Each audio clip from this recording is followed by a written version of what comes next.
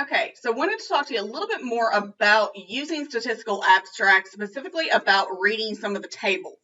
So lots of times I feel students, I don't feel this, I know this, students get really confused on how to actually read these tables. So we're looking at this one of school enrollment and projections from 2018 to 2014. And this is a good example of how government information is used to make projections for how things are going to be in so many years from now. So for this one, for school enrollment, they're looking at what are we expected to have in terms of students within the next 4 to 5 years.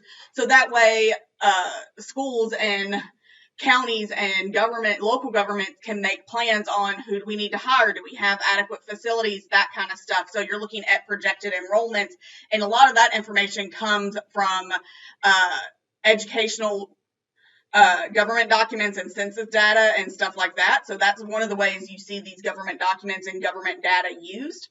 But this one, if you're looking at it, lots of times students want to say, okay, what is the school enrollment total for 2019? Well, they want to tell me it's 56,753, but that's not accurate. When you're reading these tables, you need to read the data that's at the top and at the bottom here, because it gives you directions on how to read these tables. So for this one up at the top, is saying you read this table in the units as indicated. And so you have this first column here that says the unit is by thousands. So this 56,753 is not 56,000, it's 56 million. So where they're continuing up here is this example that 56,000 represents 56,618 million. So you're needing to multiply this number by the unit. Or in this case, you just need to add 3 zeros at the end. So one of the reasons they make a lot of tables this way is to condense the amount of space, that having that many extra zeros takes up a lot of space on the page, and it makes the table a lot bigger, and so you'd have to spread it out over multiple pages. This is a very common way that if you're dealing with large numbers like that, to break it down and say, okay, this is by a certain number of units, and so you need to multiply it by that 1,000, or that this 56,000 actually represents 56 million. So keep that in mind. There's a big difference between 56,000 and 56 million students. So if you're using this data in your research, make sure you're reading the instructions on how to use this table. They're also giving you more info. You have exceptions to this as noted.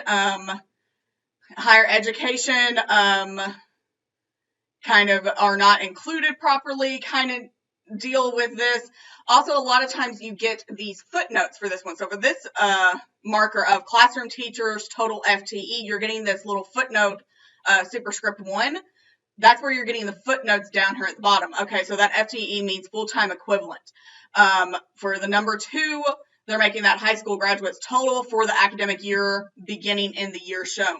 So for 2018, that is going to be the number of students that are graduating in May 2019.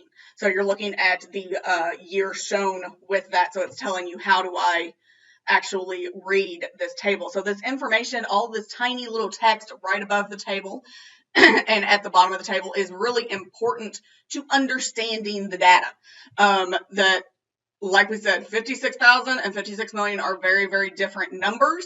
So make sure you're reading these instructions on how do I read this table to make sure you're getting the accurate data within it.